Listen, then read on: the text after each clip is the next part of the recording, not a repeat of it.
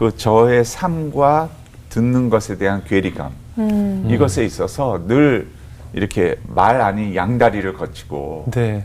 뭐 세상적으로 가는 것도 아니고 예. 그렇다고 해서 교회에 완전히 헌신되어 있는 것도 아니고 네.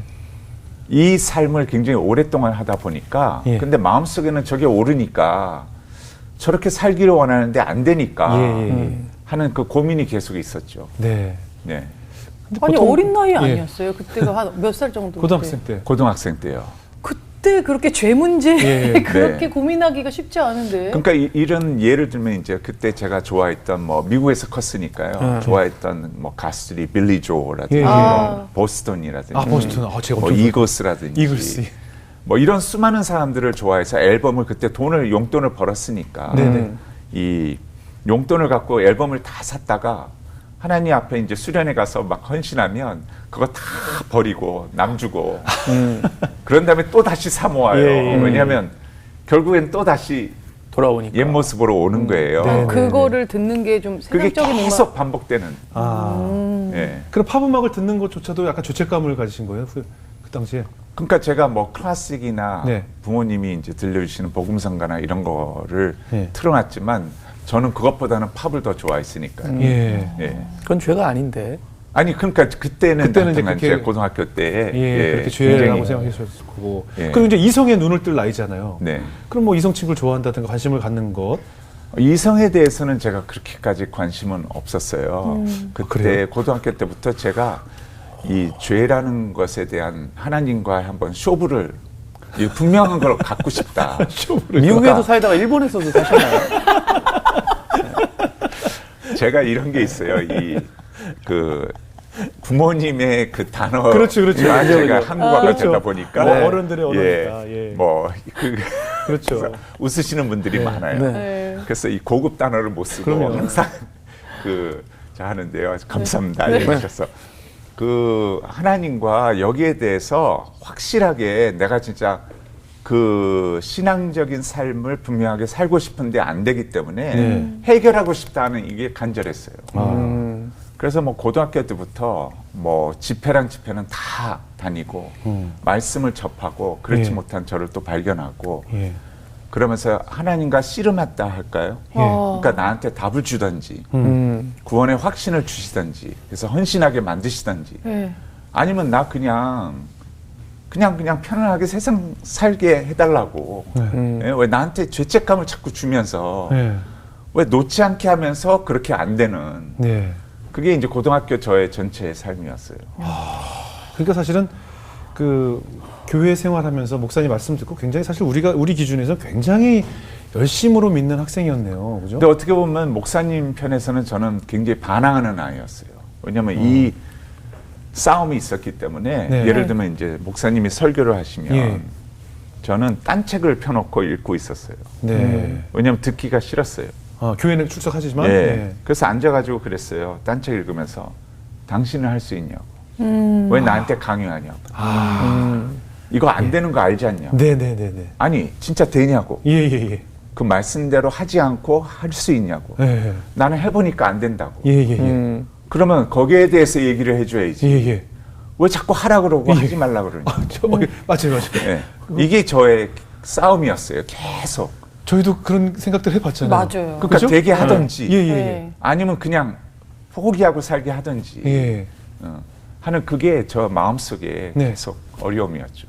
그런데 언제 어떻게 좀 하나님께 좀 답을 얻게 되셨나요? 근데 이제 주변에 이제 그 고등학생 친구들 교회에 네. 다 같이 다녔던 친구들이나 대학생 때에 주변에서 친구들이 예수님의 구원의 확신을 얻었고 뭐 완전히 자기의 삶을 드렸고 네. 이제 하나님을 새롭게 경험했고 뭐 이런 얘기들을 하니까 네. 더 막 저는 질투 반 뭐 원하게 되는 거예요. 예. 그래서 이제 대학교 때에 내가 진짜 한번 진짜 하나님과 완전히 끝내보자. 예. 근데 이제 그런 마음을 계속 갖는데도 안 되는 거예요. 네. 그러니까 세상 쪽으로 갈 수도 없는 거예요. 제가 뭐 술, 담배를 했다든지 뭐 도덕적으로 무슨 바를 한번 갔다든지 이런 일은 없었어요. 네. 그냥 속에서 나오는 이 모든 질투, 욕망, 이 모든 것이 다 죄 아니냐. 하는 이것의 싸움이었지. 예. 그러니까 교회는 열심히 다니고 다 할 거는 하고 뭐 대학부 회장, 뭐 고등부 회장 뭐 다 했지만 속은 내가 그리스도를 닮아가는 이 모습이 안 되고 말씀대로 안 되는 걸 봤을 때 대학교 때에 얼마나 제가 하나님과 씨름을 했냐면 방학이 되면 네. 진짜 하루에 7시간, 8시간 뭐 하루 종일 방 안에서 예. 말씀을 좋아서가 아니라 말씀에 응답이 있다니까 말씀 붙잡고 계속 읽은 거예요 그냥. 7시간. 예. 아니 그러니까 그게 좋아서가 아니었어요. 예. 그러니까 답을 얻고자 하는 네. 거잖아요. 그러니까 하나님 주시든지 말든지 나 이거 하다가 안 되면 나 이제 완전 세상적으로 갑니다. 네. 근데 결국에는 나를 어디까지 데리고 가셨냐면 네. 포기하게 하셨어요. 그러니까 뭐냐면 이거였어요. 아 내가 너무 큰 죄인이어서 그냥 나를 포기하셨구나. 주변에 있는 친구들, 사람들은 다 하나님을 새롭게 경험했다고 하는데 나는 그걸 갖지 않고 계속 내 안에 있는 죄를 보게 하시는 거 보니까 예. 이건 말씀만 대하면 나는 죄인이거든요. 네. 그렇지 못한 네. 나를 포기하셨구나. 이 상황까지 갔어요. 이제 그러면서 화가 나면 중간에 막 나와가지고 네. 학교 운동장 막 몇 바퀴를 돌고 막 땀 뻘뻘 흘리고 들어와서 다시 또 성경을 붙잡는 거예요. 아, 그냥 운동장 뛰는 게 끝이에요? 아니 그냥 이 스트레스를. 아, 그러니까요. 다른 걸로 푸는데 보통은. 친구는 없었어요 그때? 아 그때 이제 네. 제가 아직도 기억나는 게 예. 그 지금 또 이제 통화를 하는 친구가 있는데 대학교 때에 친구한테 제 생일 전날 전화를 했어요. 네. 나 솔직히 우리 식구들은 지금 내일 내 생일이라고 네. 뭐 음식도 준비하고 막 선물도 아마 준비하는 것 같은데 나는 하루를 또는 이제 생일을 맞이해서 내년 한 해를 계속 이렇게 산다는 건 원치 않는다. 근데 솔직히 제 마음속에 자살은 할 수 없는 두려움이 있었어요. 왜냐면 성경에 혹시 지옥 갈까 봐. 예. 예. 그래서 하여튼간 자살은 못하지만 난 이렇게 사는 건 너무 싫다. 그리고 그 친구한테 전화로 대화를 하고 끊고 아마 잠이 들었던 것 같아요. 네. 근데 그 다음날 또 똑같이 이제 말씀 붙잡고 기운 하나 없이 그냥 뭐 오늘 하루도 그냥 또 이렇게 반복되는구나 하는 마음으로 이제 제가 좋아하는 로마서를 읽는데 그 전에 수없이 읽었던 로마서 3장 1장서부터 쭉 읽는데 3장을 읽을 때 예. 똑같았어요. 그래 모든 사람이 죄를 범하였으며 하나님의 영광에 이르지 못하더니 맞아 나야 하면서 막 그치 나는 죽을 수밖에 없어 나는 아마 구원이 안 될 거야 이러다가 나중에 4장에 와서 아브라함이 믿음으로 말미암아 의롭다함을 얻었나니 4장 3절에 그 말씀이 이게 무슨 새롭게 이렇게 다가오는 거예요. 네. 믿음으로 말미암아 의롭다함을 알았나니 저 믿음이 뭐지? 하나님이 하셨다는 함께한다는 그것을 신뢰하는 그 자체구나. 말씀이 진리라는 것을 받아들이는 그래서 그 하나님과 함께하는 어디로 갈지도 모르는 그 여정을 함께한 거구나. 그러면 내가 하나님의 말씀 가운데 너를 위하여 십자가에 예수 그리스도가 죽었고 너의 죄를 해결했으며 이제는 너는 새로운 삶을 살 수 있다는 하나님의 자녀가 되고 너가 죄를 지었고 안 짓고가 아니라 예수가 십자가에서 죄를 해결하셨기 때문에 너를 내 의인으로 본다 하는 그 부분을 받아들이는 믿음이구나. 그것을 알게 되면서요. 저는 그 순간 지금까지 주님 앞에 죽을 죄인입니다. 나를 포기하셨군요. 나는 구원받을 수 없는 인간입니다. 하다가 이 수많은 내가 할 수 없다 또 하는 이것의 죄짐을 완전히 누가 뒤에서 이렇게 확 가져가 버리는. 그래서 저는 뒤로 이렇게 넘어가는 줄 알았어요. 그러면서 그 전까지의 이 죄인으로서 포기한 하나님 앞에서의 눈물이 나를 구원해 주신 하나님의 은혜의 눈물로 바뀌는 거예요. 예. 그래서 집에서 하나님 말씀을 묵상하다가 예. 그게 바뀌어 놓으니까 예. 그리고 나가서 뭐 완전히 끝났죠. 이제. 예. 그게 제 생일이었어요. 예, 다시 태어난. 때. 예. 그리고 뭐 그 뒤로는 진짜 온전히 주님 앞에 내 삶을 드립니다. 이 은혜를 주신 네. 내가 무엇을 하고 안 하고 이걸 떠나서 십자가의 그 은혜 감사합니다 하는 그게 너무 자연스럽게 네. 이제 나오게 됐죠. 그렇게 이제 하나님을 진하게 만나면서 모든 생활에 좀 변화가 생기셨고 그 후로는 이제 좀 기쁨이 생기시던가요? 그 후로는 네. 진짜 이 천국과 지옥의 차이라고 생각해요. 아 그래요? 그러니까 이게 진리를 알지니 진리가 너희를 자유케 하리라 하는 이 자유가 뭔지를 아, 예. 아, 그전에는 율법 아래에 짓눌렸다 그럴까요? 네, 이거 네. 안 됩니다. 됩니다. 예. 하게 해주세요. 이게 아니라 다 이루었다 하는 예. 그 안에 너가 포함되어 있다 하는 그 자유함. 예. 온전히 해결됐구나 예, 하는 그 진짜 기쁨이죠. 그 기쁨을 얻게 되셨군요. 예. 그럼 하나님을 이제 진하게 만나게 되셨고 그 후에 어떻게 이제 컴패션을 만나게 되셨을까요? 컴패션은요. 예. 진짜 저도 생각도 못했어요. 네. 제가 이제 미국에서 교수 생활을 하려고 예. 두 학교에서 한 학교는 이미 결정이 되었고 네. 한 학교는 이제 마지막 두 사람을 놓고 이제 결정을 하는 그 찰나에 네. 아내가 묻는 거예요. 네.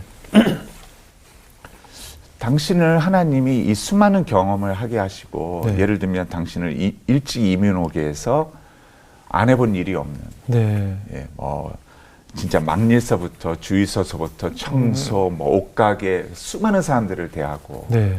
회사에서도 일하고 예. 자영업도 해보고 예. 이런 거를 어느 정도 다 경험하게 하게 한 다음에 네. 또 부르셔서 신학교로 가게 하시고 네. 이 다 한 이유가 이중언어 이중문화권에 당신이 꼭 그렇게 중상층의 백인들이 사는 그 지역에 들어가서 대학생들, 신학생들을 배출하는 이것이 하나님이 이 많은 경험을 하게 하신 그 이유라고 보느냐. 우와, 그거는 오히려 백인들이 그냥 예. 들어가서 거기는 대부분 다 백인이니까 예. 그들을 그냥 양육하면 되지 않느냐. 네네. 왜 하나님이 그 경험과 그 교육을 시켰다고 생각하느냐. 예. 그랬을 때 저는 아내가 바른 말을 잘해줘요. 항상. 네네. 그랬을 때 제가 그냥 할 말이 없었어요. 예. 그래서 아내한테 그랬어요. 그러면 내가 할 수 있는 게 뭐냐고. 예. 기도해 보겠다. 예. 그래 놓고 이제 백지화 시켜서 기도를 하는데 교수직을 그냥 물리치시고. 아니 그러니까 뭐 하나님이 머리에 뭔가 넣고. 인도를 하시면 예, 예. 이제 백지화해서 하나님 앞에 다시 생각합니다. 제로점에서. 그런데 바로 그때에 예. 컴패션에서 연락이 온 거예요. 네. 제가 컴패션을 알지도 못하고 예. 지원을 한 게 아닌데. 네네. 그래서 텍사스에 있는 어느 교수가 당신을 추천했다. 네. 그래서 제가 컴패션 뭡니까? 이렇게 물었어요. 네.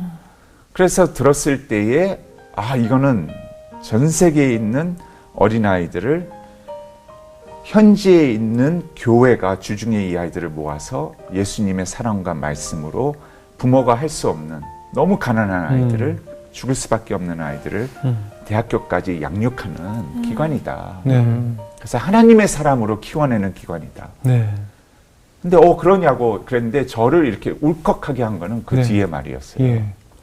컴패션의 역사를 쭉 얘기해 주는데 제가 몰랐던 컴패션인데 한국의 52년 전쟁 고아 어린이들을 위해서 시작된 기관이었다는 거예요. 와, 그리고 그게 93년까지 한국이 이제는 너무 잘 살게 되어서 복지가 정부 차원에서 해결이 되고 이제는 막 옛날처럼 길거리에 20, 30% 아이들이 태어나서 죽어가는 일도 없고 그런 아이를 찾으려면 오히려 굉장히 행정비용이 많이 들 정도로 이렇게 숨어 있는 몇 안 되는 이랬을 때에 컴패션이 철수했다는 거예요. 네. 그 말을 듣고 네. 아니 어떻게 한국을 전 세계에서 제일 많이 도왔다고 하는데 이렇게 몰랐던 건가 예, 그렇죠. 하면서 제가 그때 울컥했어요. 예. 그리고 너무나 성경적이고 예. 그냥 아이를 돕는다는 게 아니라 복음을 함께 전해서 네. 하나님의 사람으로 키워낸다는 그것에 제가 아주 감동을 했죠. 네. 그리고 나서 이제 컴패션에 제가 그러면 면접을 하겠다. 네. 그래서 지원서를 낸 적도 없어요. 그냥 면접부터 시작했어요. 아. 시작을 하고 감사하게도 하나님이 인도하신 게 너무 분명한 게 원래 컴패션이 누구 한 사람을 저 같은 경우는 이제 열 몇 시간을 면접했는데요. 뭐 마케팅서부터 인사, 경영, 뭐 마지막이 영적인 부분이었어요. 왜 어린이냐? 왜 성인도 아니고 청년도 아니고 어린이냐? 그것도 네. 왜 저렇게 가난한 아이들이냐? 네. 거기에 대해서 뭐냐? 그리고 아내도 면접하거든요. 아, 왜 당신 남편이 이 일을 해야 된다고 생각하느냐? 아, 그래요. 했을 때 아내가 처음 한 말을 제가 또 그때 알았어요. 예. 그래서 이제 저 같은 경우는 그냥 간단했어요. 좀 이기적이죠. 뭐라 했냐면 왜 어린이냐라고 했을 때 나는 한순간 또 만약에 내 아이가 그런 상황에서 산다면 나는 감당을 못할 것 같다고. 그래서 이 어린이들을 살려야 되겠다는 마음이 있다고. 근데 한참 후에 그 전 총재님이 제 아내한테 물은 거예요. 네.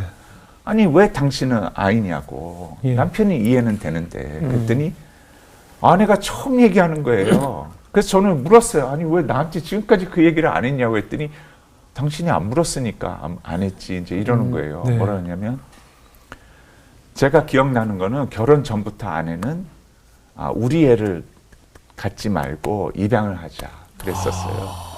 그래서 제가 당신이 원하면 난 괜찮다 그랬어요. 예. 근데 이제 아이가 생겼어요. 생긴 거예요. 네, 네. 저희가 너무 놀랄 정도로. 그 아이가 생겼는데 딸을 너무 원했는데 새 아이가 딸을 놓겠다고 한 게 다 아들이 된 거예요. 아들 새 아이가. 아들 셋. 그러니까 아내는 더 이상 이제 입양에 대한 마음을 가졌는데 새 남자애를 2년 터울로 낳다 보니까 감당이 안 되는 거예요. 감당이 안 그리고 되죠. 남편이 집에 도와주는 것도 없고 사역에 완전 미친 사람이 됐고 이제 이러다 보니까 혼자 너무 버거우니까 입양은 이제 생각을 못 하겠다는 생각을 가진 거예요.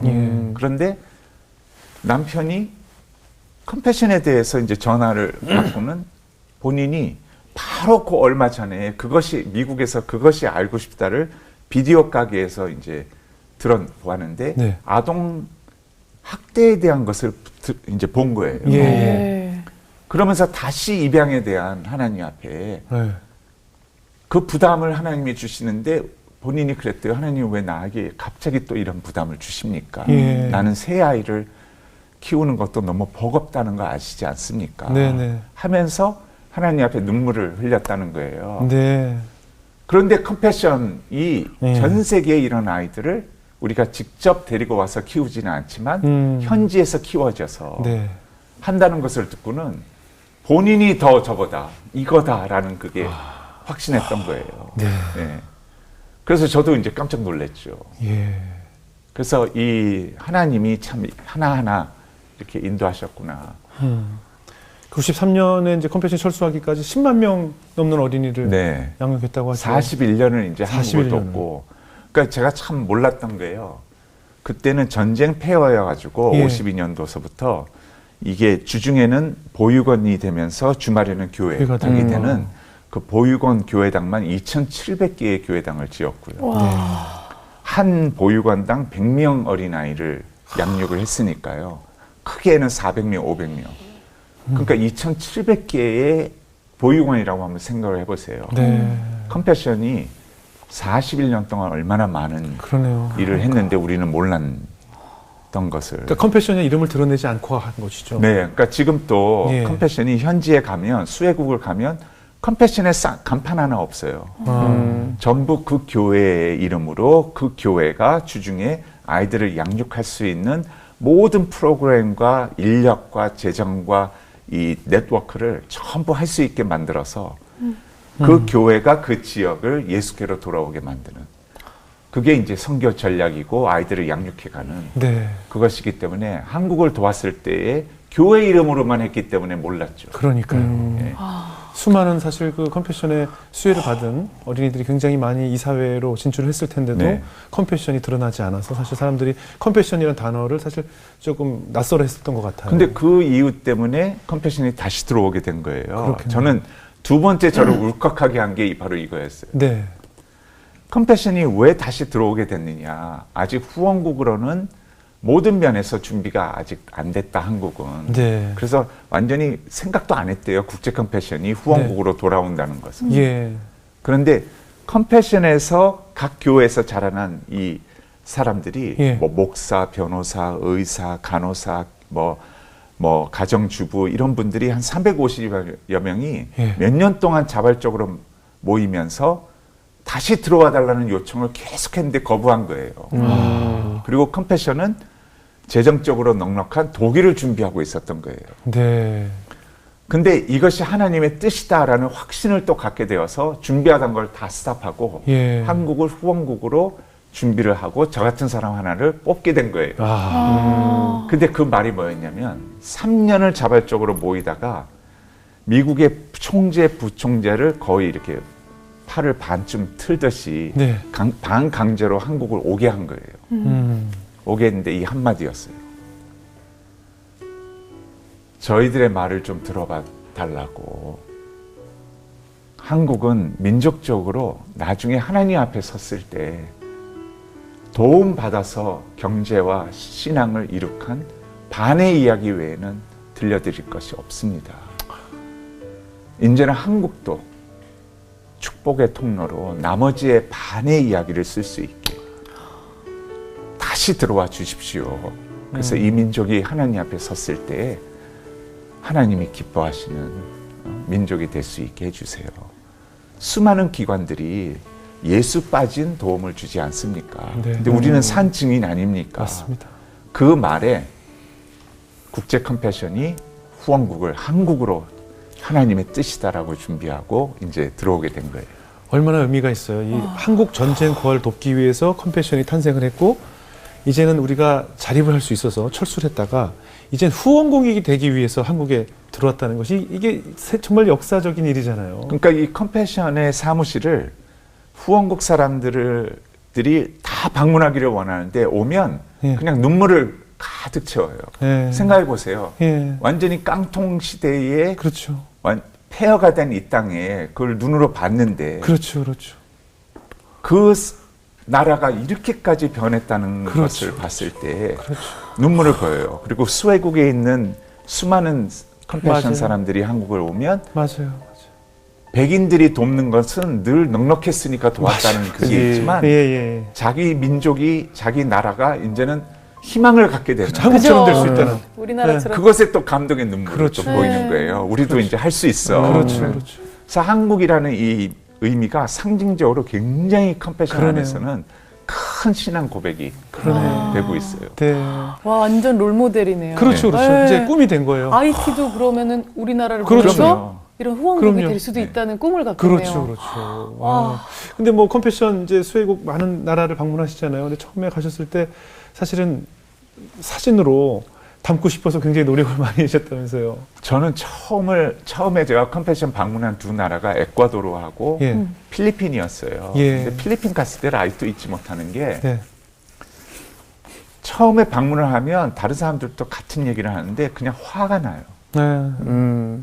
인간의 죄악이 가난을 이렇게까지 한 인간을 처참하게 만드는구나 하는 그것에 그냥 화가 나요. 이걸 어떻게 하는가. 뭐 하나님의 마음이 될까 뭐 이런 생각을 안 해요. 빨리 알려야 되겠다. 그래서 제가 아직도 기억나는 게 쓰레기장에 갔어요. 네. 그래서 제가 물었어요. 왜 나를 쓰레기장에 데려오냐고. 그랬더니 예. 컴패션 아이들이 이곳에 사는 아이들이 온다는 거예요. 노예처럼 사는 애들이. 예. 쓰레기에서 이렇게 분리수거하는. 네. 예. 근데 제가 본 아이들은 그러니까 그 얘기를 듣고 우리는 텔레비 영상으로 보잖아요. 예. 근데 이게 완전히 의미가 달라지는 것은요. 그 숫자와 영상으로 봤던 이것이 내 앞에 그 아이가 딱 보이는 거예요. 아, 제가 감당이 안 된 거는 오빠, 누나, 언니의 손을 붙잡고 기저귀 찬 동생, 노예 같은 애들이 쓰레기 산을 넘어서 이렇게 오는데 제일 먼저 하는 게 큰 애들은 뭐 분리수거를 해요. 뭐 플라스틱을 줍고 뭐 깡통 분리하고 하는데 조그마한 기저귀 찬 아이가 뭐를 한다고 쓰레기 안에서의 먹다 남은 쓰레기 찌꺼기를 냄새를 맡더니 입에 넣기 시작하는 거예요. 저는 그걸 보고 너무 놀란 거예요. 이게 지금 이걸 어떻게 받아들여야 되는가. 그래서 그때는 컴패션 초기였기 때문에 카메라를 들고 그 애들한테 막 들이댔어요. 이 망원 렌즈로 해가지고. 네. 근데 애들이 멀리서 이렇게 카메라가 딱 비춰지니까 금방 안다는 듯이 네. 고개를 이렇게 숙이고는 얼굴을 안 보여요. 아, 창피하는구나. 계속 그런 반복적인 그런 저와의 행동이었어요. 그러다가 저쪽 멀리 있는 애가 안 보고 그냥 의식을 못하고 카메라 쪽을 이렇게 보고 있는 거예요. 그래서 제가 카메라를 얼른 틀어서 그 아이한테 망원으로 쭉 당겼어요. 네. 애 얼굴이 저 앞으로 쫙 다가오는데 눈이 딱 클로즈업 됐어요. 이 렌즈와 저를 이제 클로즈업 됐는데 그때 저는 그 안에 렌즈를 통해서 예수님을 새롭게 또 만난 그거였어요. 마치 이렇게 얘기하는 것 같았어요. 나 알아요. 이런 아이라는 거. 근데 제발 그런 눈으로 보지는 마세요.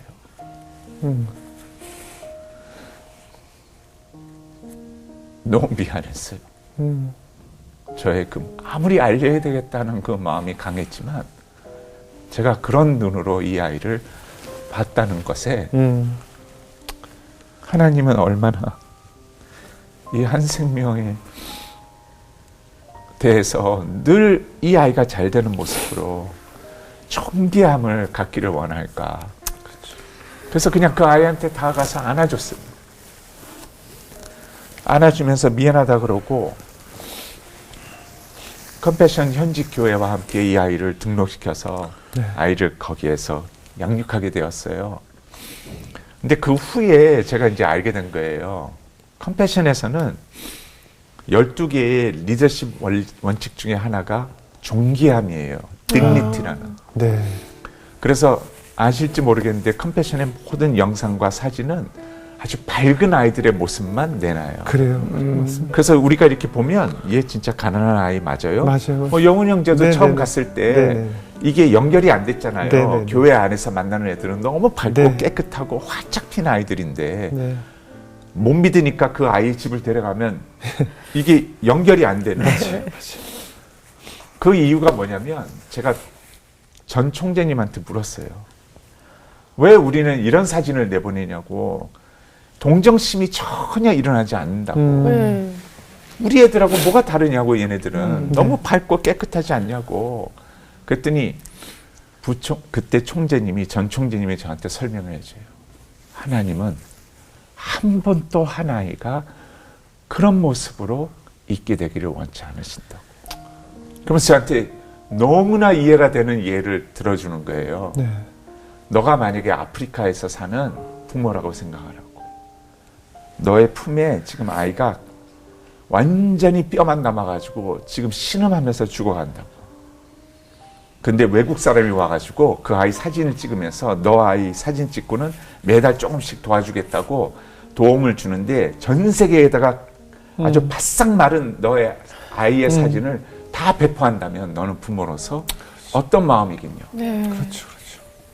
그걸 원하느냐 아니면 이 아이가 컴패션에서 하나님 안에서 너무 활짝 펴서 부모로서 내놓기 바라는 그 모습으로 이 모습이 나가는 것을 원하느냐. 하나님은 바로 그 모습을 보게 되기를 원하신다. 그게 존귀함이다. 그거를 저는 컴패션에서 통해서 배우게 됐어요. 예. 실제로 현지에서 만난 아이들이 너무나 밝았어요. 컴패션에서 보호받고 있는 아이들의 표정이 오히려 저와 표정이 달라져 있었던 것 같아요. 그러니까 제가 만난 아이들은 그 아이들이 부족함이 없었던 것이고 얼굴 표정으로 봤을 때는 저는 부족함이 그냥 스스로 제 얼굴에 표정 속에 난 모든 게 다 부족하다고 느끼는 상태로 그 아이들을 만나게 되는 경우가 되게 많은 것 같아요. 그래서 표정이 바뀌어 있다라는 생각이 늘 제가 만나게 됐고 그 아이들의 웃음 속에서 하나님의 음성을 체험한 우리 같은 컴패션 활동한 그 비전 트립 갔던 분들의 경험이 참 많이 이어오고 있죠. 그 많은 분들이 이 가난의 현지를 보고 다 동정심은 가져요. 네네네. 근데 뭐에 기쁘냐면 그래 이 아이들이 이렇게 피어나는 기쁨을 나도 함께 한다는 그것에 그게 본인들의 기쁨이고 하나님의 기쁨이 되는 거예요. 네. 그래서 제가 참 감사한 것은 컴패션의 이 오래전부터 그런 존귀함을 드러내는 영상과 이런 것 때문에 다른 지금 수많은 기관들도 사진과 영상들이 바뀌고 있어요. 네. 예. 목사님 이렇게 바쁘시게 또 컴패션 활동하시면서 또 아픈 학생에게 또 골수 이식을 해주셨더라고요. 아, 그거는 오래전 얘기인데요. 네네. 컴패션 초기에 예. 저는 참 이렇게 많이 부족하고 예. 못난 사람인데 하나님이 배우게 하시는 것 같아요. 네. 오히려 컴패션을 통해서 제가 너무 많이 배우고 이렇게 변해가는 하는 하나님의 마음을 알게 되는 그 부분이었는데요. 네. 제가 이제 한국에서 컴패션 시작하기 전에 네. 잠깐 한국에 나와서 한 몇 년 동안 한국에서 교수 생활을 했었어요. 네. 한국을 배우려고. 교수 생활을 할 때 제가 알지 못하는 한 학생이 백혈병으로 지금 생존의 위협을 느끼고 있다는 소식을 듣고 이 골수 등록 운동을 벌였어요, 학교에서. 예. 살려보자. 그래서 헌혈도 하고 이 등록 차량이 오게 해서 헌혈하고 그때 학생들 뭐 수백 명하고 같이 골수 등록을 했어요. 근데 한참 후에 제가 컴패션을 시작하는데 한 몇 년 후에 그 골수 등록해 놓은 그것이 지방에 있는 한 여자아이, 한국 여자아이하고 백혈병에 걸린 아이하고 골수가 매치가 됐다는 거예요. 네. 저는 잊고 있었는데. 네. 그래서 뭐 제 아내도 그렇고 저도 그렇고 당연히 이거는 해야 되는 거 아니냐. 전 세계의 어린아이들을 살리자고 외치는 사람이 네. 이거 안 하는 게 말이 되는가. 하고서는 이제 골수 헌혈처럼 생각하고 이제 가서 네. 골수 등록을 하게 됐어요. 아, 근데 예. 뭐 얘기 들어보면 이게 장난은 아니더라고요. 네. 뭐 주사기를 뭐 이 척추 밑에 골반 쪽에 구멍을 내서 드릴로 구멍을 내 가지고 그 일주일 동안 계속 주사를 또 맞아요. 그래서 이렇게 그 골반 밑에 척추에다가 그 골수를 계속 모으는 거예요. 그러면 그걸 이제 채취하는데 의사 선생님이 뭐 걱정 마시라고 하루에 구멍 3개 이상은 안 뚫는다. 그래서 모자르면 이제 또 계속 이렇게 모은다는 거예요. 뭐 그래도 어쨌든 뭐 하겠다고 했으니까 예. 그래서 했어요. 예. 근데 이제 의료 사고가 났어요. 그래서 이제 피를 거의 다 쏟고 다행히 이제 제가 제 피를 무슨 사고가 날 것 때문에 그런지 하여튼간 피를 이제 미리 그 병원에서 모아놔요. 제 피를. 그거를 이제 다시 받아서 살게 됐어요.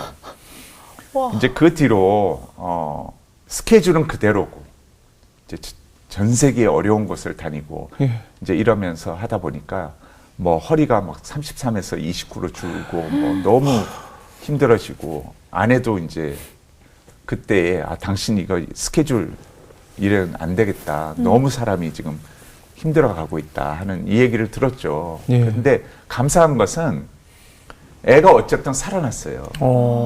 예. 그래서 서로 모르게 해요. 왜냐면 나중에 뭘 애한테 요구할까봐 아, 예. 병원도 다르게 하고 서로 모르게 예. 예. 하는데 어쨌든 가끔 애 이름과 뭐 애 배경은 얘기 안 해주지만 지금 건강이 크고 있다 하는 이 얘기는 해줘요. 그래서 네. 너무 감사했죠. 근데 그렇게 해서 위험했는데 골수 이식을 한 번 더 하셨어요. 또요? 예, 그러니까 한 바로 1년 후였어요. 네네. 1년 후인데 연락이 온 거예요. 요는, 그러니까 간단하게 얘기하면 그 얘기를 하시더라고요. 의료사고도 나서, 그거 다시 여쭌다는 것은, 그리고 두 번은 다들 안 한다는 거예요. 한번 이렇게 저같이 예, 힘들어했던 사람은. 예. 그렇지만 지금 해결책은 목사님의 골수가 들어갔기 때문에 다른 사람의 것은 이제 안 되고. 됩니다. 아. 그 친구가. 근데 이 아이는 지금 방법이 없습니다.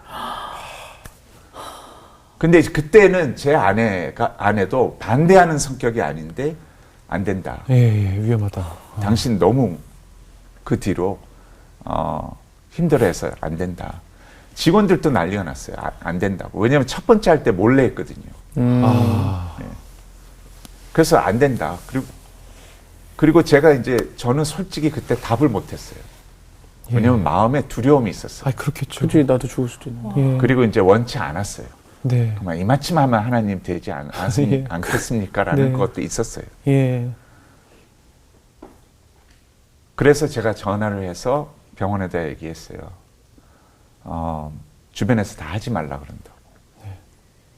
그리고 제 미국의 여동생 남편이 의사예요. 네. 물었더니 확률이 없다. 1% 확률도 있을까 말까다. 그 이유는 당신께 들어가서 다시 재발됐다면 너도 재발될 확률이 거의 다다. 아, 그 얘기를 해줬어요. 예. 근데 저한테는 그게 복음이었어요. 예. 안 해도 된다는. 아, 예. 그 제가 걸어서 그 모든 안 해도 되는 이유를 다 얘기해주고 네네. 차마 이 얘기는 못했어요. 나는 두렵고 싫습니다. 아, 예. 근데요, 그러고 난 다음에 그게 7월이었어요. 예. 근데 8월에 제가 에콰도르를 다시 방문하게 됐어요. 예. 근데 하나님이 그거 있잖아요. 계속 마음에 반복되는 부담. 그 아이를 생각하다. 네, 네.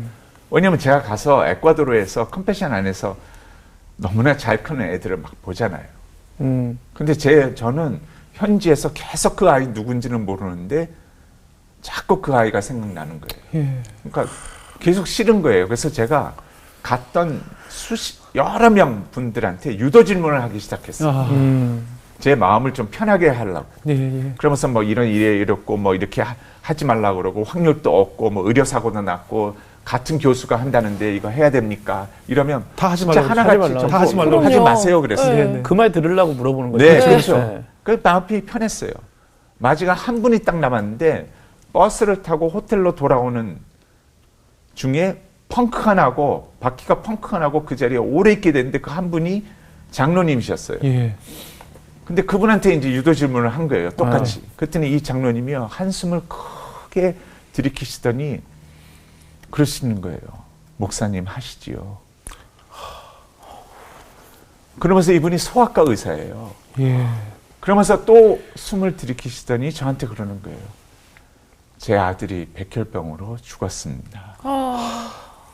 그래서 제가 소아과 의사가 된 것입니다. 그리고 저한테 그러는 거예요. 목사를 부끄럽게 만드는 말을 하는 거예요. 예. 전도의 기회가 되지 않습니까? 저 아이들의 가족은 예수를 안 믿는다고 하는데.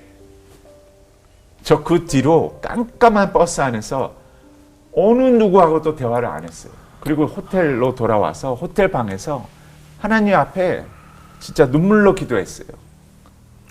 하나님, 내가 전 세계를 다니면서 아이들을 더 구원하면 되지 않습니까?